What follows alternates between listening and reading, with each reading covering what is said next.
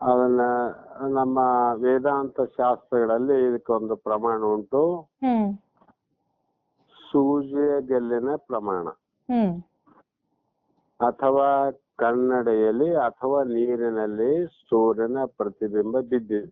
ಹ್ಮ್ ಆ ನೀರಿನಲ್ಲಿ ಸೂರ್ಯನ ಪ್ರಕಾಶ ಆದ ನಮ್ ಹೌದು. ಆ ನೀರಿನ ಉಪಾದಿಯಿಂದ ಪ್ರಕಾಶ ಏನು ಉಂಟು, ಹ್ಮ್ ಆ ಪ್ರಕಾಶ ಮನೆ ಒಳಗಿರುವ ಕತ್ತಲೆಯನ್ನು ಕೂಡ ಕೆಲವು ಸಲ ಹ್ಮ್ ಬೆಳಕು ಬಿದ್ದಂಗೆ ಆಗ್ತದೆ ನಮಗೆ. ಹ್ಮ್ ಮನೆಯಲ್ಲಿ ಎಲ್ಲಿಂದ ಬರ್ತದ ಬೆಳಕು ಅಂತಂದಾಗ ಹ್ಮ್ ಯಾವುದೋ ಒಂದು ಕನ್ನಡಿಯಲ್ಲಿ ಪ್ರತಿಬಿಂಬವಾದ ಸೂರ್ಯನ ಬೆಳಕು ಹ್ಮ್ ಕತ್ತಲ ಕೋಣೆಯಲ್ಲಿ ಬೆಳಕು ಕಂಡಂಗ ಆಗ್ತದ. ಹ್ಮ್ ನಿಜವಾಗಿ ಆ ನೀರಿನಲ್ಲಿರುವಂತ ಅಥವಾ ಕನ್ನಡಿಯಲ್ಲಿದ್ದಂತ ಹ್ಮ್ ಸೂರ್ಯನ ಬೆಳಕೆ ಅಂತ ಕಾಣಿಸ್ತದ ನಮ್ಗೆ, ಹೌದು. ಹೌದಲ್ಲ? ಹೌದು. ಆದ್ರೆ ಸೂರ್ಯನ ಬೆಳಕು ಈಗ ನಮ್ಮ ಮನೆಯೊಳಗೆ ಬಿದ್ದಿಲ್ಲ. ಹ್ಮ್ ಕನ್ನಡಿಯಲ್ಲಿ ಬಿದ್ದಂತ ಸೂರ್ಯನ ಪ್ರತಿಬಿಂಬದ ಬೆಳಕು ಮನೆಗೆ ಬಿದ್ದದ. ಹ್ಮ್ ಹೀಗೆ ಹ್ಮ್ ಆ ಕನ್ನಡಿಯೊಳಗೆ ಬಿದ್ದಂತ ಪ್ರತಿಬಿಂಬ ಹ್ಮ್ ಅದು ಯಾರದಮ್ಮ ಅಂದ್ರೆ ಸೂರ್ಯಂದು. ಹ್ಮ್ ಅದು ನಿಜವಾಗಿ ಸೂರ್ಯನ ಪ್ರತಿಬಿಂಬ. ಹ್ಮ್ ಈ ಕನ್ನಡಿಯಲ್ಲಿದ್ದಂತ ಸೂರ್ಯನ ಪ್ರತಿಬಿಂಬ ಮನೆಯೊಳಗೆ ಬೀಳುತ್ತಲ್ಲಮ್ಮ ಬೆಳಕು, ಹೌದು. ಅದು ಯಾರ್ದು ಅಂದ್ರೆ ಹ್ಮ್ ಮೂಲ ಸೂರ್ಯಂದೇ ಅಂತ ಅರ್ಥ. ಹ್ಮ್ ಆದ್ರೂ ಕೂಡ ಕನ್ನಡಿಯಲ್ಲಿ ಬೆಳಗುವ ಶಕ್ತಿ ಇಲ್ಲದಿದ್ರು ಕೂಡ ಬೆಳಗ್ತದ, ಹ್ಮ್ ಬೆಳಕು ಬರ್ತದೆ. ಎಲ್ಲಿಂದ ಬಂತು ಬೆಳಕು? ಹ್ಮ್ ನಿಜವಾದ ಸೂರ್ಯನ ಬೆಳಕಿನ ಕಿರಣಗಳನ್ನ ಹ್ಮ್ ತಾನು ತೆಗೆದುಕೊಂಡು ಹ್ಮ್ ಅನ್ಯ ಕತ್ತಲನ್ನ ಬೆಳಗುವಂತ ಶಕ್ತಿಯನ್ನ ಪಡೆದುಕೊಂಡಿದೆ. ಹ್ಮ್ ಅಂದ್ರೆ ಯಾರ ಶಕ್ತಿ ಅಂದ್ರೆ ಮೂಲ ಸೂರ್ಯನ ಶಕ್ತಿ ಅಂತ. ಹ್ಮ್ ಅದಕ್ಕಾಗಿ ನಮ್ಮ ದೇಹದಲ್ಲಿ ಹ್ಮ್ ಜಗತ್ತಿನಲ್ಲಿ ಆತ್ಮನ ಹ್ಮ್ ಒಂದು ಪ್ರತಿಬಿಂಬ ಅನ್ನುವಂಥದ್ದು ಹ್ಮ್ ಅಂತಃಕರಣ ಎಂಬ ಜಲದಲ್ಲಿ ಪ್ರತಿಬಿಂಬಿಸಿ ಹ್ಮ್ ಅದು ಏನು ಮಾಡ್ತದ ಅಂದ್ರೆ ಮುಂದ ಬುದ್ಧಿಯನ್ನ ಬೆಳಗ್ತದ, ಹ್ಮ್ ಮನ ಚಿತ್ತವನ್ನ ಬೆಳಗುವುದು, ಹ್ಮ್ ಆಮೇಲೆ ಇಂದ್ರಿಯಾದಿಗಳನ್ನ ಪ್ರಾಣಾದಿಗಳನ್ನ ಹ್ಮ್ ಎಲ್ಲವನ್ನ ಬೆಳಗುವುದು ಯಾವುದು ಅಂದ್ರೆ ಹ್ಮ್ ಆ ಮೂಲವಾಗಿರ್ತಕ್ಕಂಥ ಆತ್ಮ. ಹ್ಮ್ ಸಾಮಾನ್ಯ ನೋಡರಿಗೆ ಇದು ಕನ್ನಡಿಯ ಬೆಳಕು ಅಂತ ಹೇಳ್ತೀವಿ ನಾವು. ಹ್ಮ್ ನಿಜವಾಗಿ ಅದು ಕನ್ನಡಿ ಬೆಳಕಲ್ಲ. ಹ್ಮ್ ಅದರಂತೆ ಸಾಮಾನ್ಯರು ಹ್ಮ್ ನಾವು ಇದು ಮನಸ್ಸಿನ ಬೆಳಕು, ಹ್ಮ್ ಇಂದ್ರಿಯಾದಿಗಳ ಬೆಳಕು, ಇಂದ್ರಿಯಾದಿಗಳಿಗೆ ಮನಸ್ಸಿನ ಕ್ರಿಯೆ ಅಂತ ಹೇಳ್ತೀವಿ. ಹ್ಮ್ ಆದ್ರೆ ವಿಚಾರ ಮಾಡಿ ನೋಡಿದರೆ ಇವುಗಳಿಗೆ ಪ್ರಕಾಶ ಮಾಡುವ ವಸ್ತುಗಳನ್ನ ಅರಿಯುವಂತ ಜ್ಞಾನ ಇವಕ್ಕಿಲ್ಲ. ಯಾವ್ದು ಮೂಗಿಗೆ ವಾಸನೆ ಅರಿಯುವ ಜ್ಞಾನ ಇಲ್ಲ, ಕಿವಿಗೆ ಶಬ್ದ ಅರಿಯುವ ಜ್ಞಾನ ಇಲ್ಲ, ಕಣ್ಣಿಗೆ ನೋಡುವ ಜ್ಞಾನ ಇಲ್ಲ, ಕೈಯಿಗೆ ಹಿಡಿಯುವ ಜ್ಞಾನ ಇಲ್ಲ. ಇದೇ ರೀತಿಯಾಗಿ ಶರೀರದಲ್ಲಿ ಎಲ್ಲವೂ ಜಡ. ಆದ್ರೂ ಕೂಡ ಇವೆಲ್ಲ ಕ್ರಿಯೆ ಮಾಡ್ತಾವಂದ್ರೆ ಮೂಲ ಆತ್ಮನ ಶಕ್ತಿಯನ್ನ ಪಡೆದುಕೊಂಡು, ಆತ್ಮನ ಅರಿವನ್ನ ತಾವು ಪಡೆದುಕೊಂಡು ಮೂಗಂತದ ವಾಸನೆಯನ್ನ ನಾನೇ ತಿಳಿಯುತ್ತೇನೆ, ಇದಕ್ಕೆ ಅಹಂಕಾರ ಬರ್ತದೆ ನೋಡ್ರಿ. ಬುದ್ಧಿ ಅಂತದ ನಾನೇ ನಿಶ್ಚಯ ಮಾಡುತ್ತೇನೆ, ಇದಕ್ಕೆ ಅಹಂಕಾರ ಬಂತು. ಕಿವಿ ಅಂತದ ಶಬ್ದವನ್ನ ನಾನೇ ತಿಳಿಯುತ್ತೇನೆ. ಹೀಗೆ ಒಂದೊಂದು ಇಂದ್ರಿಯಗಳಿಗೆ ಅಹಂಕಾರಕ್ಕೆ ಒಳಪಟ್ಟು, ಅದಕ್ಕಾಗಿ ನಾವೇನ್ ಹೇಳ್ತೀವಿ, ನಾನೇ ಶಕ್ತಿವಂತ, ನಾನೇ ಬಲವಂತ, ನಾನೇ ಯುಕ್ತಿವಂತ. ಇವು ಯಾವಕ್ಕೂ ಶಕ್ತಿ ಇಲ್ಲ, ಯುಕ್ತಿನೂ ಇಲ್ಲ, ಬಲನೂ ಇಲ್ಲ. ಯಾರಿಂದ ಶಕ್ತಿ ಯುಕ್ತಿ ಬಲ ಬಂದಿದೆ ಅಂದ್ರೆ ಅದು ಆತ್ಮನಿಂದ ಅಂತ. ಹ್ಮ್ ಆದ್ರೆ ಇದು ಇನ್ನೊಬ್ಬರ ಶಕ್ತಿಯನ್ನ ತೆಗೆದುಕೊಂಡು ಹ್ಮ್ ಅದು ಇನ್ನೊಬ್ಬರ ಜ್ಞಾನ ಅಂತ ತಿಳಿಲಾರೆ ಹ್ಮ್ ಇದು ಎಲ್ಲವನ್ನ ತಿಳಿಯುವುದು ನಾನೇ ಅಂತಕ್ಕಂತ ಎಲ್ಲಾ ಜ್ಞಾನ ನನಗೇ ಇದೆ ಅಂತ ಹ್ಮ್ ತಿಳ್ಕೊಂಡಿದ್ದೆ ಅಹಂಕಾರ ಅಂತ. ಹ್ಮ್ ಅದಕ್ಕೆ ಎಲ್ಲರಲ್ಲಿ ಇದು ನಾನು ಮಾಡದೆ, ಹ್ಮ್ ಇದು ನಾನು ನಾನು ಅಂತ ಹೋಯ್ತಿದಂತ. ಹ್ಮ್ ಆ ಕಾರಣದಿಂದ ಹ್ಮ್ ಇಲ್ಲಿ ಆತ್ಮನೇ ನಾನು ಎಂದು ಅಹಂಕಾರದ ರೂಪದಲ್ಲಿ ಹ್ಮ್ ನೇರವಾಗಿ ವ್ಯಕ್ತಗೊಳ್ಳುವುದಿಲ್ಲ, ಪ್ರಕಟ ಆಗುವುದಿಲ್ಲ. ಹ್ಮ್ ಕಾರಣ ಶುದ್ಧವಾದ ಚೈತನ್ಯ ಅಂದ್ರೆ ಆತ್ಮ ಹ್ಮ್ ನಮ್ಮ ಅಂತಃಕರಣದಲ್ಲಿ ಪ್ರತಿಫಲಿತವಾದಾಗ ಹ್ಮ್ ಅದನ್ನೇ ಅಹಂಕಾರ ಚಿದಾಭಾಸ ಅಂತ ಹೇಳ್ತೀವಿ ನಾವು. ಹ್ಮ್ ಚಿದಾಭಾಸನೇ ಜೀವ ಅಂತ. ಹ್ಮ್ ಅದೇ ನಮ್ಮ ಜಾಗೃತ ಮತ್ತು ಸ್ವಪ್ನಾವಸ್ಥೆಗಳಲ್ಲಿ ಹ್ಮ್ ನಾನು ನಾನು ಅಂದ್ಕೊಂಡು ಹ್ಮ್ ನಮ್ಮ ಶರೀರದಿಂದ ನಡೆಸುವ ಹ್ಮ್ ಎಲ್ಲಾ ಕೆಲಸಗಳ ಹ್ಮ್ ಕರ್ತೃತ್ವ ಭಾವವನ್ನು ಅಭಿವ್ಯಕ್ತಿಸುತ್ತದೆ. ಹ್ಮ್ ಎಲ್ಲ ಕಾರ್ಯಗಳನ್ನ ಮಾಡಿ ಅದು ನಾನೇ ಅಂತ ಹೇಳಿ ಹ್ಮ್ ನಾನು ಮಾಡುವವನು ಅಂತ ತಿಳ್ಕೊಬೇಕು ನೋಡ್ರಿ. ಹೌದು. ಆತ್ಮೇನ ನಮ್ಮ ಅಕರ್ತು ಹ್ಮ್ ಇದು ಕೆಲಸ ಮಾಡ್ತದ. ಹ್ಮ್ ಯಾವುದು ಚಿದಾಭಾಸ ಜೀವ. ಹ್ಮ್ ಆದ್ರೆ ಏನಾಯ್ತು ಅಂದ್ರೆ ತಾದಾತ್ಮನಾಗಿ ಹ್ಮ್ ಈ ಚಿದಾಭಾಸ ಜೀವನಿಗೆ ಸಂಬಂಧಪಟ್ಟ ಎಲ್ಲವೂ ಕೂಡ ನಾನು ನನ್ನದು ಅನ್ನುವ ಹ್ಮ್ ಮೋಹ ಮಮಕಾರಗಳೇನವ ಹ್ಮ್ ಅದು ಅಹಂಕಾರದ ಧರ್ಮ ವಿನಃ ಹ್ಮ್ ಆತ್ಮನ ಧರ್ಮ ಅಲ್ಲ. ಹ್ಮ್ ಅಂದ್ರೆ ನೀನು ಅಹಂಕಾರನು ಅಲ್ಲ ಅಂತ ಅರ್ಥ ಆಯ್ತಲ್ಲ. ಹೌದು.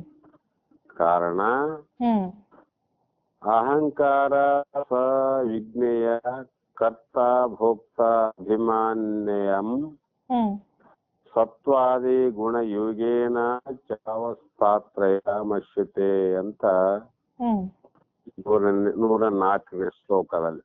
ಹ್ಮ್ ಯಾವುದು ಶರೀರದಲ್ಲಿ ನಾನು ಎಂಬ ಅಭಿಮಾನವನ್ನ ಪಟ್ಟು ಹ್ಮ್ ಎದರ ಮೇಲೆ ದೇಹದ ಮೇಲೆ ಅಭಿಮಾನ ಹ್ಮ್ ಅಂದ್ರೆ ಯಾವ ಪ್ರಕಾರ ಆಯ್ತು ಅಭಿಮಾನದ ತಾದಾತ್ಮ ಭಾವ. ಹ್ಮ್ ಅದನ್ನ ವಿಂಗಡಣೆ ಮಾಡಲಿಕ್ಕೆ ಅಸಾಧ್ಯವಾಗಿ ಹ್ಮ್ ಬೆಂಕಿಯಲ್ಲಿ ಇರುವಂತ ಗುಂಡು ಹ್ಮ್ ಕಬ್ಬಿಣ ಬೇರೆ ಬೆಂಕಿಯೇ ಬೇರೆ ಅಂತ ವಿಚಾರ ಮಾಡಲಾರದೆ ಹ್ಮ್ ಒಂದೇ ಎರಡು ಕೆಲಸ ಮಾಡ್ತದಂತ ಅನ್ಕೊಂಡಿವಿ. ಆಮೇಲೆ ಹ್ಮ್ ಬೆಂಕಿ ಗುಂಡೆ ಏನ್ ಮಾಡಿತು, ಹ್ಮ್ ಅದು ನೆಲವನ್ನ ಹ್ಮ್ ತಗ್ಗು ಮಾಡಿತ್ತು ಹೌದು. ಮತ್ತು ಎಲ್ಲವನ್ನ ಸುಟ್ಟಿತು ಅಂತೀವಿ. ಹೌದು. ಆದ್ರೆ ವಿಚಾರ ಮಾಡಿ ನೋಡಿದಾಗ ಹ್ಮ್ ಆ ಬೆಂಕಿಯ ಗುಣವೇ ಸುಡುವುದಷ್ಟೇ ಕೆಲಸ. ಹ್ಮ್ ಅದು ಭೂಮಿಯನ್ನ ತಗ್ಗು ಮಾಡುವ ತಾಕತ್ತಿಲ್ಲ. ಹ್ಮ್ ಕಬ್ಬಿಣ ಗುಂಡಿಗೆ ತಗ್ಗು ಮಾಡುವುದೇ ವಿನಃ ಹ್ಮ್ ಅದು ಸುಡುವ ತಾಕತ್ತು ಅದಕ್ಕಿಲ್ಲ. ಹ್ಮ್ ಎರಡೂ ಕೂಡಿದ ಕಾರಣಕ್ಕಾಗಿ ಹ್ಮ್ ಅದನ್ನ ವಿಂಗಡಣೆ ಮಾಡದೆ ನೋಡುವ ಕಾರಣಕ್ಕಾಗಿ ಹ್ಮ್ ನಮಗೆ ತಪ್ಪು ತಿಳುವಳಿಕೆ ಆಯ್ತು ನೋಡ್ರಿ. ಹ್ಮ್ ಯಾಕಂದ್ರೆ ಗುಂಡಿನಲ್ಲಿ ಅಗ್ನಿಯ ಪ್ರವೇಶ ತಾದಾತ್ಮ ಆಗ್ಯದ. ಹ್ಮ್ ಅದರಂತೆ ಆತ್ಮನಲ್ಲಿ ಅನಾತ್ಮವಾದಂತ ಹ್ಮ್ ಅಹಂಕಾರ ಮೊದಲಾದವು ತಾದಾತ್ಮಗೊಂಡು ಹ್ಮ್ ಒಂದೇ ಅಂತ ನಾವು ಭಾವ ಮಾಡೋದಕ್ಕಾಗಿ ಹ್ಮ್ ನಾನು ಏನಾದ್ರೂ ಕರ್ಮವನ್ನ ಮಾಡಿದ್ರೆ ಹ್ಮ್ ಆ ಕರ್ಮ ನಾನೇ ಮಾಡಿದೆ, ಹ್ಮ್ ಕರ್ಮದ ಫಲವನ್ನ ನಾನೇ ಊಟ ಮಾಡುವನು. ಹ್ಮ್ ಕರ್ಮಕ್ಕೆ ಏನು ಫಲ ಅಂದ್ರೆ ಸುಖ ದುಃಖ ಮತ್ತು ಮಿಶ್ರ. ಹ್ಮ್ ಈ ರೀತಿಯಾಗಿ ಭೋಕ್ತೃತ್ವ ಆಗುತ್ತದೆಯೋ ಹ್ಮ್ ಮತ್ತು ಸತ್ವವೇ ಮೊದಲಾದ ಗುಣಗಳ ಸಂಬಂಧದಿಂದ ಹ್ಮ್ ಆ ಗುಣ ಸಂಬಂಧದಿಂದ ಜಾಗ್ರ, ಹ್ಮ್ ಗುಣ ಸಂಬಂಧದಿಂದ ಸ್ವಪ್ನ, ಹ್ಮ್ ಗುಣಗಳ ಸಂಬಂಧದಿಂದ ಸುಸುಪ್ತಿ ಎನ್ನುವಂತ ಹ್ಮ್ ಅವಸ್ಥಾತ್ರಯ, ಹ್ಮ್ ಜಾಗ್ರ, ಸ್ವಪ್ನ, ಸುಸುಪ್ತಿ ಅವಸ್ಥೆ ಪಡೆಯುತ್ತವೆ. ಹ್ಮ್ ಯಾವ ಗುಣಗಳ ಸಂಬಂಧದಿಂದ. ಹ್ಮ್ ಅದನ್ನೇ ಹ್ಮ್ ಅಹಂಕಾರವೆಂದು ತಿಳಿಯಬೇಕು ಅಂತ. ಹ್ಮ್ ಹೀಗೆ ಮನಸ್ಸು ಹ್ಮ್ ತ್ರಿಗುಣಾತ್ಮಕವಾದದ್ದು. ಹ್ಮ್ ಮನಸ್ಸಿನಲ್ಲಿ ಒಮ್ಮೆ ಸತ್ವಗುಣ ಇರ್ತದೆ, ಒಮ್ಮೆ ರಜೋಗುಣ, ಒಮ್ಮೆ ತಮಗುಣ. ಹ್ಮ್ ಈ 3 ಗುಣಗಳಿಂದ ಕೂಡಿದ್ದೇ ಮನಸ್ಸು. ಹ್ಮ್ ಶರೀರದಲ್ಲಿ ಅಭಿಮಾನ ಹೊಂದಿ ಈ 3 ಗುಣಗಳು ಹ್ಮ್ ತಮ್ಮ ತಮ್ಮ ಸನ್ನಿವೇಶಕ್ಕೆ ತಕ್ಕಂತೆ, ಹ್ಮ್ ತಮ್ಮ ತಮ್ಮ ಸಂದರ್ಭಕ್ಕೆ ತಕ್ಕಂತೆ ಹ್ಮ್ ಯಾವಾಗಲೂ ಇವು ಸ್ಥಿರವಾಗಿರುವುದಿಲ್ಲ. ಹ್ಮ್ ಸನ್ನಿವೇಶಕ್ಕೆ ತಕ್ಕಂತೆ, ಸಂದರ್ಭಕ್ಕೆ ತಕ್ಕಂತೆ ಹ್ಮ್ ಒಮ್ಮೆ ಸತ್ವಗುಣ, ಒಮ್ಮೆ ರಜೋಗುಣ, ಒಮ್ಮೆ ತಮಗುಣ, ಹ್ಮ್ ಇವು ಬದಲಾವಣೆ ಆಗ್ತಾ ಹೋಗ್ತಾವಮ್ಮ.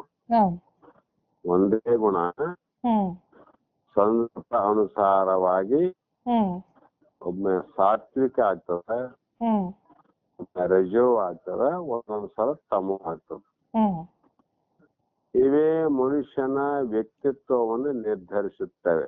ಹ್ಮ್ ಒಬ್ಬ ಮನುಷ್ಯನ ವ್ಯಕ್ತಿತ್ವ ನಿರ್ಣಯ ಮಾಡಬೇಕಾಗಿತ್ತಂದ್ರೆ ಹ್ಮ್ ಇವು 3 ಗುಣಗಳೇ ಕಾರಣ. ಹ್ಮ್ ಒಬ್ಬ ಕೆಟ್ಟವನು ಅಂತ ಆಗ್ಬೇಕಾದ್ರೆ ಗುಣವೇ ಕಾರಣ, ಹ್ಮ್ ಉತ್ತಮನು ಅಂತ ಆಗ್ಬೇಕಾದ್ರೆ ಗುಣವೇ ಕಾರಣ, ಹ್ಮ್ ಒಬ್ಬ ಜ್ಞಾನಿ ಆಗ್ಬೇಕಾದ್ರೆ ಆ ಗುಣವೇ ಕಾರಣ. ಹ್ಮ್ ಎಲ್ಲರಲ್ಲಿ ಈ 3 ಗುಣ ಇದ್ರೂ ಕೂಡ ಹ್ಮ್ ಆಯಾ ಗುಣಗಳ ಸನ್ನಿವೇಶಕ್ಕೆ ತಕ್ಕಂತೆ ಒಬ್ಬ ಕಳ್ಳ ಆದ, ಹ್ಮ್ ಒಬ್ಬ ಯೋಗಿ ಆದ, ಹ್ಮ್ ಒಬ್ಬ ಜ್ಞಾನಿ ಆದ. ಹ್ಮ್ ಬದಲಾವಣೆ ಆಯ್ತಲ್ಲಮ್ಮ. ಹೌದು. ಕಾರಣ ಅವನ ಸನ್ನಿವೇಶ ಮತ್ತು ಸಂದರ್ಭ. ಹ್ಮ್ ಈ ರೀತಿಯಾಗಿ ಮನುಷ್ಯನಲ್ಲಿ ಹ್ಮ್ 3 ಗುಣಗಳು ಹ್ಮ್ ನಮ್ಮ 3 ಅವಸ್ಥೆಗಳಲ್ಲಿ, ಹ್ಮ್ ಗಾಢ ನಿದ್ರೆಗಳಲ್ಲಿ ಹ್ಮ್ ಸ್ಪಷ್ಟವಾಗಿ ಅಭಿವ್ಯಕ್ತವಾಗುತ್ತವೆ. ಹ್ಮ್ ಜಾಗ್ರದಲ್ಲಿ ಸತ್ವಗುಣ, ಹ್ಮ್ ಸ್ವಪ್ನದಲ್ಲಿ ರಜೋಗುಣ, ಗಾಢ ನಿದ್ರೆ ತಮೋಗುಣ. ಹ್ಮ್ ಇವು ನಮ್ಮ ಅನುಭವಕ್ಕೆ ಬರ್ತಾವ ನೋಡಮ್. ಇವು ಹ್ಮ್ ಇದರಲ್ಲಿ ಯಾವ ಅನುಮಾನ ಇಲ್ಲ. ಹ್ಮ್ ಈ 3 ಗುಣಗಳು ಎಲ್ಲಾ ಕಾಲದಲ್ಲಿಯೂ ಹ್ಮ್ ನಮ್ಮ ಮನಸ್ಸಿನಲ್ಲೇ ಇರ್ತಾವ. ಹ್ಮ್ ಒಳ್ಳೆ ಈ ಮನಸ್ಸು ಎಷ್ಟು ಗುಣವಂತ, ಹ್ಮ್ ಎಷ್ಟು ಒಳ್ಳೆಯವನು ಅಂತ ಕರಿತಾರಲ್ಲ. ಹೌದು. ಅಂದ್ರೆ ಇವು 3 ಯಾವಾಗ್ಲೂ ನಮ್ಮಲ್ಲೇ ಇರ್ತಾವ ಮನಸ್ಸಿನಲ್ಲಿ. ಹ್ಮ್ ಆದರೆ ಹ್ಮ್ ಒಂದೊಂದು ಅವಸ್ಥೆಯಲ್ಲಿ ಒಂದೊಂದು ಗುಣವು ಉತ್ಕರ್ಷವಾಗುತ್ತದೆ. ಹ್ಮ್ 3 ಗುಣಗಳು ಒಂದೊಂದು ಅವಸ್ಥೆಯಲ್ಲಿ ಒಂದೊಂದು ಹೆಚ್ಚಾಗ್ತಾವು. ಹ್ಮ್ ಜಾಗ್ರಾವಸ್ಥೆಯಲ್ಲಿ ಸತ್ವಗುಣ ಹೆಚ್ಚಾಗ್ತದೆ, ಹ್ಮ್ ಸ್ವಪ್ನಾವಸ್ಥೆಯಲ್ಲಿ ರಜೋಗುಣ ಹೆಚ್ಚಿಗಿರ್ತದ, ಹ್ಮ್ ನಿದ್ರಾವಸ್ಥೆಯಲ್ಲಿ ತಮೋಗುಣ ಹೆಚ್ಚಿರ್ತದ. ಹ್ಮ್ ಇವು ಒಂದೊಂದು ಹೆಚ್ಚಾಗೋದು ಕಡಿಮೆ ಆಗೋದು ನಡೀತದೆ. ಹೌದು. ಯಾಕೆಂದ್ರೆ ಅವಸ್ಥೆಗಳಿಗೆ ಅನುಗುಣವಾಗಿ ಹ್ಮ್ ಗುಣಗಳು ಸಹ ಬದಲಾವಣೆ ಆಗ್ತಾ ಆಗ್ತಾ ಆಗ್ತಾ ಹೋಗ್ತಾವ.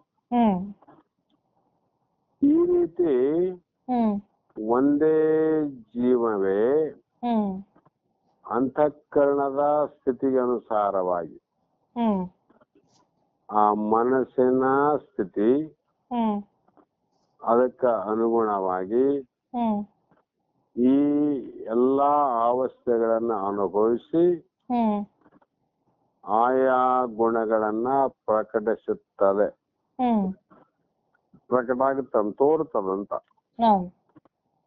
ಆದ್ದರಿಂದಲೇ ಹ್ಮ್ ಈ ಯಾವ ಗುಣಗಳು ಮಾಡುವ ಕಾರ್ಯಗಳನ್ನ ಹ್ಮ್ ಅವುಗಳಿಂದ ಪ್ರಕಟವಾಗುವ ಸುಖ ದುಃಖಗಳನ್ನ ಹ್ಮ್ ಅವು ಮಾಡುವಂತ ಕರ್ಮಗಳಿಗೆ ಹ್ಮ್ ಜೀವ ತಾನೇ ಕರ್ತ ಆಗ್ಬಿಟ್ಟಾವ. ಹ್ಮ್ ಏನಂದಮ್ಮ ನಾನೇ ಕಾರಣ ಅಂದ.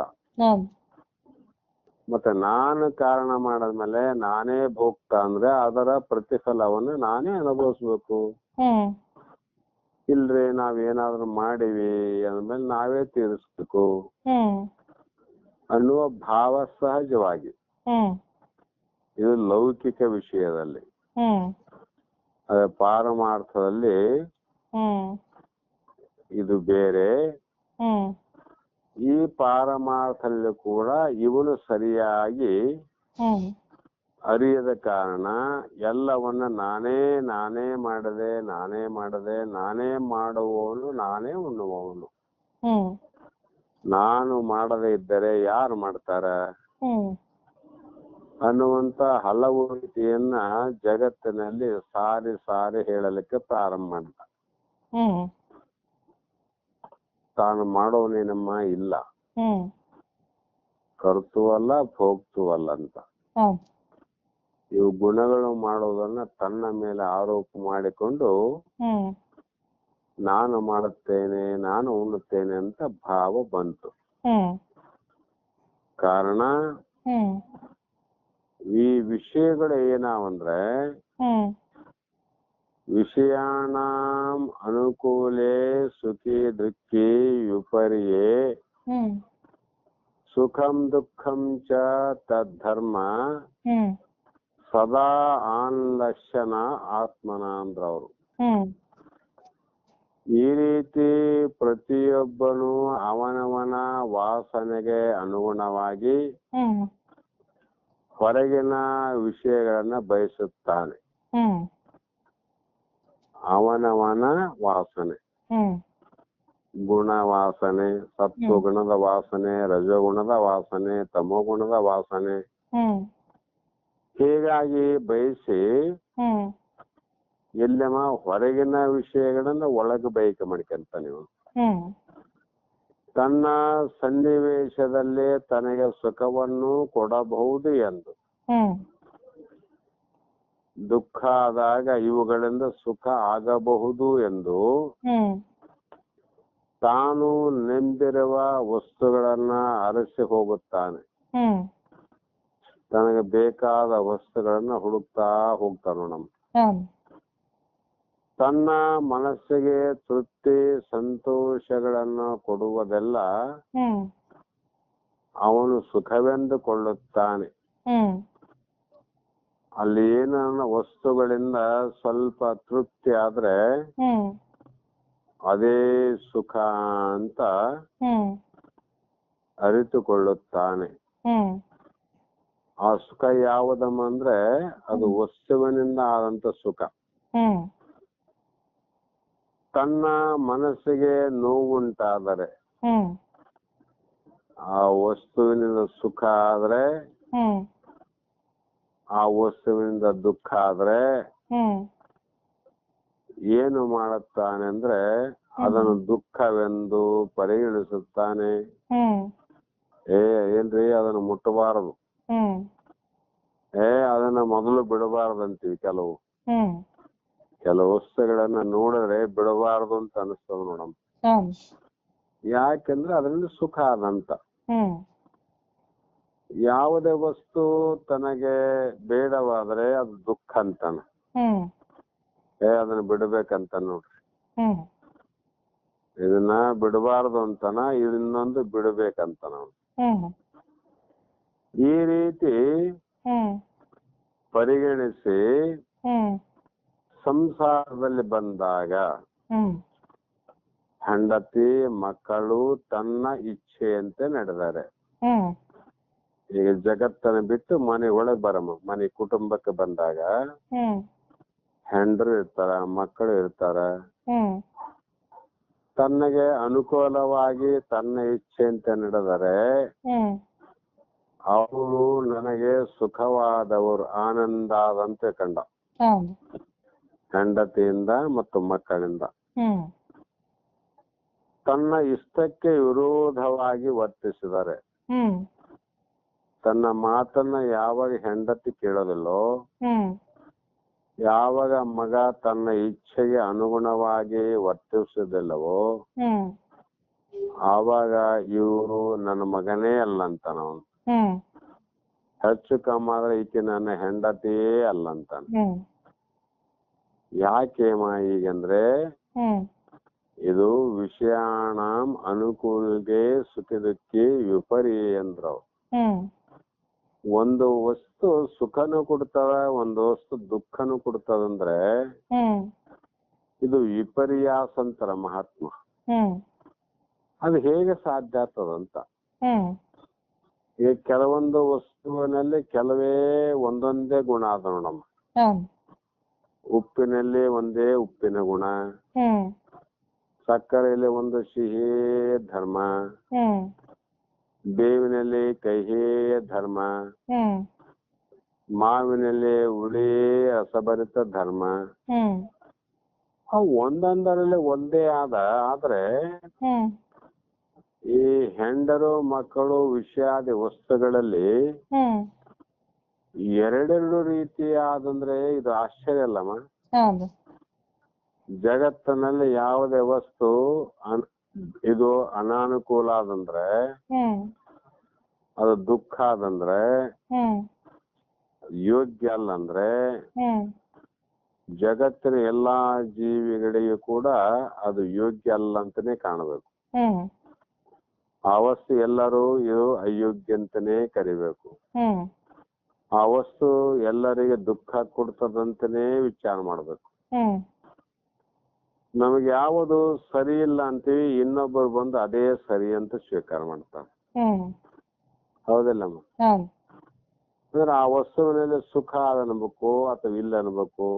ಹ್ಮ್ ಇಲ್ಲ ಅಂದ್ರೆ ನಾವು ಸುಖ ಇಲ್ಲ ಅಂತ ನಾವು ಬಿಟ್ಟಿವಿ, ಹೌದು. ಅದರಿಂದ ಸುಖ ಆದಂತ ಅವ್ರು ಖರೀದಿ ಮಾಡಿದ್ರು. ಹೌದು. ಈ ಇಲ್ಲ ಅಂತಿರೋ ಅಥವಾ ಇದೆ ಅಂತಿರೋ ಇದು ಆಶ್ಚರ್ಯ ಅಂತಾರ ಮಹಾತ್ಮ. ಹೌದು. ನಾ ಬಹಳ ಸಲ ಉದಾಹರಣೆ ಹೇಳ್ತೇನೆ. ನಮ್ಮ ಹ್ಮ್ ಕಾಲಲ್ಲಿ ಹಾಕುವಂತ ಚಪ್ಪಲೇನೆ ವಿಚಾರ ಮಾಡೋದು ಸಾಕು. ಹ್ಮ್ ಇದು ಸರಿ ಇಲ್ಲ ಅಂತೇಳಿ ಬಿಟ್ಟು ಹೋಗ್ತೀವಿ. ಹ್ಮ್ ಇನ್ನು ಯಾವುದೋ ತೆಗಿಸಿ ಅದನ್ನ ಅನುಕೂಲ ಅಂತ ತಗೊಂತೀವಿ. ಹ್ಮ್ ನಾ ಯಾವುದು ಇದು ಸರಿ ಇಲ್ಲ ಅನಾನುಕೂಲ ಅಂತೀವಿ, ಇನ್ನೊಬ್ಬನ ಬಂದು ಅದನ್ನೇ ಅನುಕೂಲ ಅಂತ ತಗೊಂತಾನೆ. ಹ್ಮ್ ಅದಕ್ಕೆ ನಾ ಬಹಳ ದೃಷ್ಟಾಂತಗಳನ್ನ ಹಿಂದೆ ಹೇಳಿನಿ, ಹ್ಮ್ ಸುಮ್ನೆ ನೆನಪು ಮಾಡೋದಕ್ಕೋಸ್ಕರವಾಗಿ. ಹ್ಮ್ ಅದೇ ರೀತಿ ಹ್ಮ್ ಇಲ್ಲಿ ಅನುಕೂಲವಾದರೆ ಸುಖ ಅಂದ, ಅನಾನುಕೂಲವಾದರೆ ದುಃಖ ಅಂತ ಹ್ಮ್ ಇದು ಸಂಕಟವನ್ನ ಪಡುವಂತ ಕ್ರಿಯೆ. ಹ್ಮ್ ಕಾರಣ ಹ್ಮ್ ಒಬ್ಬ ವ್ಯಕ್ತಿ ಹೆಂಡ ಕುಡಿದು ಮನೆಯೊಳಗೆ ಬಂದಾನ, ದಾರು ಅಥವಾ ಸರಾಯಿ ಕುಡಿದು ಬಂದಾನ. ಹ್ಮ್ ನಾವು ಪಡಸಾಲೆ ಎನ್ನುವಂತ ಮನೆಯ ಅಂಗಳವನ್ನ ಹೊಲಸು ಅಂತ ತಿಳ್ಕೊಂಡು ಹ್ಮ್ ಮನೆಯ ಒಳಗಡೆ ಹಾಸಿಗೆಯನ್ನ ಹಾಸಿ ಹ್ಮ್ ಸ್ವಚ್ಛವಾದ ರೂಮ ಯೋಗ್ಯ ಅಂತ ಅಲ್ಲಿ ಮಲಗ್ತೀವಿ. ಹ್ಮ್ ಹೌದಿಲ್ಲ? ಹೌದು. ಆದ್ರೆ ಒಬ್ಬ ಕುಡುಕ ಬರ್ತಾನ ಮನೆಯಲ್ಲಿ. ಹ್ಮ್ ಅವನು ಏನ್ ಮಾಡ್ತಾನಂದ್ರೆ, ಹ್ಮ್ ಇಲ್ಲಿ ಹೊಲಸಾದ ಹೊಲಸಿನ ಹೇಸಿಗೆ ಜಾಗದಲ್ಲಿ ಹ್ಮ್ ಸ್ವಲ್ಪ ಕಾಲ ಹ್ಮ್ ಆತ ಏನ್ ಮಾಡ್ತಾನಂದ್ರೆ, ಅಪಾಯಮಾನವಾಗಿರುತ್ತದೆ. ಹ್ಮ್ ಅವನಿಗೆ ಅದೇ ಜಾಗ ಪರಿಶುದ್ಧವಾಗಿ ಕಾಣ್ತದ. ನಮ್ ಹ್ಮ್ ಯಾಕೆ ಕುಡ್ದಾನಲ್ಲ ಅವನು, ಹೌದು. ಅವನು ಅದೇ ಜಾಗದಲ್ಲಿ ಮಲಗಲಿಕ್ಕೆ ಪ್ರಯತ್ನ ಮಾಡ್ತಾನೆ. ಹ್ಮ್ ಅವನು ಮಲಗಿದ ಜಾಗದಲ್ಲಿ ಅದು ಯೋಗ್ಯ ಅಂತ ಅನುಕೂಲ ಅಂತ ಅನ್ಕಂಡ ಅವನು. ಹ್ಮ್ ಬೇರೆಯವರು ಅದೇ ಹೇಸಿಗೆ ಜಾಗದಲ್ಲಿ ಹ್ಮ್ ಒಂದು ನಿಮಿಷ 2 ನಿಮಿಷ ನಿಲ್ಲುವುದಕ್ಕೂ ಅಸಹ್ಯ ಪಟ್ಕೊಳ್ತಾರೆ. ಹ್ಮ್ ಆದ್ರೆ ಅವನಿಗೆ ಸಹನೆ ಅದ, ಇವ್ರಿಗೆ ಅಸಹ್ಯ ಅದ. ಹ್ಮ್ ಇಂಥ ಜಾಗದ ದೋಷ ಅಂದ್ರೆ ಇಬ್ಬರಿಗೂ ಅದು ಅಪಾಯಮಾನವಾಗಿ ಕಾಣಬೇಕಾಗಿತ್ತು, ಹ್ಮ್ ಇಬ್ಬರಿಗೂ ಹೊಲಸಾಗಿ ಕಾಣಬೇಕಾಗಿತ್ತು. ಹ್ಮ್ ಅವನಿಗೆ ಯೋಗ್ಯವಾದ ಜಾಗ ಆಯ್ತು, ಹ್ಮ್ ಇವರಿಗೆ ಅಯೋಗ್ಯವಾದ ಜಾಗ ಆಯ್ತು. ಹ್ಮ್ ಇದೇ ರೀತಿ ಹ್ಮ್ ಪ್ರತಿಯೊಬ್ಬನ ನಡವಳಿಕೆಯು ಅವನ ವಾಸನೆಗಳನ್ನ ಅನುಸರಿಸಿ ಇರುತ್ತದೆ. ಹ್ಮ್ ಅದಕ್ಕೆ ಪ್ರತಿಯೊಂದು ಜೀವಿಗಳ ಹ್ಮ್ ವಾಸನೆ ಹೇಗಿದೆಮ್ಮ ಅದೇ ಪ್ರಕಾರವಾಗಿ ಅನುಸಾರ ಇರ್ತದೆ. ಹ್ಮ್ ಕುಡುಕನ ವಾಸನದಿಂದ ಆ ಜಾಗ, ಹ್ಮ್ ಸತ್ವ ಗುಣದವರಿಂದ ಈ ಜಾಗ. ಹ್ಮ್ ಅಂದ್ರೆ ವಿಷಯಾದಿಗಳಿಂದ ಬೇರೆ ಬೇರೆ ಆಗ್ತದೆ ಅಂತ ಅರ್ಥ. ಹ್ಮ್ ನಾವು ಇದರಿಂದ ಸುಖಿಗಳೆಂದು ಹೇಳ್ಕೊಳ್ತೇವೆ ಮತ್ತು ಹ್ಮ್ ವಿಷಯಗಳು ಇಷ್ಟವಾಗದಿದ್ದರೆ ಹ್ಮ್ ವಿರೋಧವಾಗಿ ನಡೆದರೆ ಹ್ಮ್ ನಮಗೆ ದುಃಖ ಸುಖ ಆಗ್ತಿಲ್ಲ. ಹ್ಮ್ ಹೆಂಡ್ರ ಮಕ್ಕಳು ಹ್ಮ್ ಅನುಸಾರವಾಗಿ ನಡೆದರೆ ಅವರಿಂದ ಬಹಳ ಆನಂದ, ಹ್ಮ್ ವಿರೋಧವಾಗಿ ನಡೆದರೆ ಹ್ಮ್ ಅದೇ ಬಹಳ ದುಃಖ ಆಗ್ತದೆ. ಹ್ಮ್ ಆದ್ದರಿಂದ ನಮ್ಮ ಸುಖ ದುಃಖಗಳಿಗೆ ಹ್ಮ್ ನಮ್ಮಲ್ಲಿರುವಂತ ಗುಣಗಳ ವಾಸನೆಯೇ ಕಾರಣವೆನ್ನಬಹುದು. ಹ್ಮ್ ಅದಕ್ಕೆ ನಮ್ಮಲ್ಲಿರ್ತಕ್ಕಂಥ ಗುಣಗಳೇ ಹ್ಮ್ ಸುಖ ದುಃಖಕ್ಕೆ ಕಾರಣ ಅದು. ಹ್ಮ್ ನಾನು ಅವ್ರು ಚಲೋ ಅಂತ ತಿಳ್ಕೊಂಡಾಗ, ಅವ್ರ ಅನುಕೂಲ ಅಂತ ತಿಳ್ಕೊಂಡಾಗ ದುಃಖ ಸುಖ ಅನ್ಕೊಂಡೆ, ಹ್ಮ್ ಅನಾನುಕೂಲ ಅಂದಾಗ ದುಃಖ ಅಂತ ತಿಳ್ಕೊಂಡೆ. ಹ್ಮ್ ಇದು ಮನಸ್ಸಿನ ವಾಸನೆ ಕಾರಣವಿನ ವಸ್ತುವಿನ ಕಾರಣ ಅಲ್ಲ ಅಂತ. ಹ್ಮ್ ಆ ವಸ್ತು ಕಾರಣ ಅಲ್ಲ. ಅವಾಗೂನು ಹೆಂಡ್ರೆ ಈಗನು ಮಗನೇ. ಹ್ಮ್ ಅವಾಗ ಪ್ರೇಮ ಇತ್ತು ಹೆಂಡತಿ ಮೇಲೆ ಮಗನ ಮೇಲೆ, ಈಗ ಯಾಕಿಲ್ಲ ಅಂದ್ರೆ ಹ್ಮ್ ಅದೇ ಮಗ ಅದೇ ಹೆಂಡತಿ. ಹ್ಮ್ ಆವಾಗ ಇದ್ದದ್ದು ಈಗ ಇರ್ಬೇಕಲ್ಲಮ್ಮ, ಹ್ಮ್ ಈಗಿಲ್ಲ. ಅಂದ್ರೆ ಹ್ಮ್ ವಾಸನೆಗಳ ಬದಲಾವಣೆಯಾದಂಗ ಹ್ಮ್ ವಸ್ತುಗಳ ಮೇಲೆ ಇರುವಂತ ಯಾವ ಸುಖ ದುಃಖಗಳು ಕೂಡ ಬದಲಾವಣೆ ಆಗ್ತಾ ಹೋಗ್ತವಂತ. ಹ್ಮ್ ಅದಕ್ಕೆ ವಾಸನೆಗಳು ನಿರ್ಮೂಲವಾದರೆ ಹ್ಮ್ ಹೊರಗಿನ ಆಗು ಹೋಗುಗಳು ಏನೇ ಆದರೂ ಹ್ಮ್ ಅವು ನಮ್ಮ ಮೇಲೆ ಯಾವ ಪರಿಣಾಮವನ್ನ ಬೀರಲಾರವು. ಹ್ಮ್ ಅದಕ್ಕೆ ವಸ್ತು ಮತ್ತು ವಸ್ತುಗಳ ವಾಸನ ಸಹಿತವಾಗಿ ನಾಶ ಆಗ್ಬೇಕಮ್ಮ. ಹ್ಮ್ ಅಂದ್ರೆ ಏನು ಅಂದ್ರೆ ಅವೆಲ್ಲ ಅನಿತ್ಯವಾದುವಂತ. ಹ್ಮ್ ಮಗನ ದೇಹ ಅನಿತ್ಯ ಪಂಚಮಹಾಭೂತದ್ದು, ಹ್ಮ್ ಹೆಂಡತಿಯ ದೇಹ ಅನಿತ್ಯ ಪಂಚಮಹಾಭೂತದ್ದು. ಹ್ಮ್ ಮತ್ತು ಯಾವುದೇ ಒಂದು ವಸ್ತುವನ್ನು ನೋಡಿದ್ರೆ ಅದು ಭೌತಿಕವಾದಂತ ವಸ್ತು. ಹ್ಮ್ ಆ ಎಲ್ಲಾ ವಸ್ತುಗಳಲ್ಲಿ ಏನಿದೆ ಅಂದ್ರೆ ಎಲ್ಲವೂ ಅನಾತ್ಮ ತತ್ವಗಳೇ ಆವ ವಿನಃ ಹ್ಮ್ ಆ ವಸ್ತುಗಳಲ್ಲಿ ಸುಖನೂ ಇಲ್ಲ ದುಃಖನೂ ಇಲ್ಲ ಅಂತ. ಹ್ಮ್ ಆ ವಸ್ತುಗಳು ಕ್ರಿಯಾ ಕರ್ಮ ಮಾಡುವುದು ಹ್ಮ್ ಪೂರ್ವ ಜನ್ಮದ ಕರ್ಮಾನುಸಾರವಾಗಿ ಅವು ಜಗತ್ತಿನಲ್ಲಿ ಹುಟ್ಟಿ ಹ್ಮ್ ತಮ್ಮ ತಮ್ಮ ಕರ್ಮಗಳನ್ನ ಅವು ಅನುಭವಿಸುತ್ತವೆ ವಿನಃ ಹ್ಮ್ ಹುಟ್ಟಲಾರದ ಸಾವಿಲ್ಲದ ವಿಕಾರವಾಗದ ಹ್ಮ್ ಯಾವ ಜೀವಾತ್ಮನಿಗೂ ಹ್ಮ್ ಅಂದ್ರೆ ಆ ಪರಮಾತ್ಮ ಸ್ವರೂಪಿಗೂ ಸಂಬಂಧವೇ ಇಲ್ಲ. ಹ್ಮ್ ಆದ್ರೂ ಕೂಡ ಈ ವಾಸನೆಗಳು ಇದ್ದದಕ್ಕೆ ಹ್ಮ್ ವಸ್ತುವಿನಿಂದ ನಮಗೆ ಸುಖ ದುಃಖ ಆಗ್ತದಂತ. ಹ್ಮ್ ಆದ ಕಾರಣ ಇವು ನಮ್ಮ ಮೇಲೆ ಯಾವ ಪರಿಣಾಮವನ್ನ ಬೀರುವುದಿಲ್ಲ. ಹ್ಮ್ ಯಾವಾಗಮ್ಮ ವಾಸನೆ ನಷ್ಟವಾದಾಗ. ಹ್ಮ್ ಆದ್ದರಿಂದಲೇ ಆನಂದವು ಹೊರಗಿನ ವಸ್ತುಗಳಲ್ಲಿ ಇಲ್ಲ. ಹ್ಮ್ ಆನಂದ ಇಲ್ಲದಮ್ಮ ಹೊರಗಿನ ವಸ್ತುಗಳಲ್ಲಿ ಇಲ್ಲವೇ ಇಲ್ಲ ಅಂತ ಅವರು. ಹ್ಮ್